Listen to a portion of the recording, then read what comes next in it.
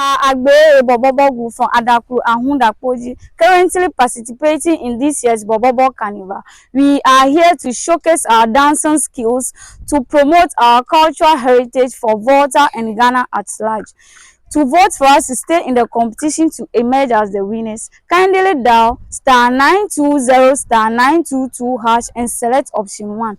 Press 1 to select Agbeyeye as the group code and enter the number of votes and press send.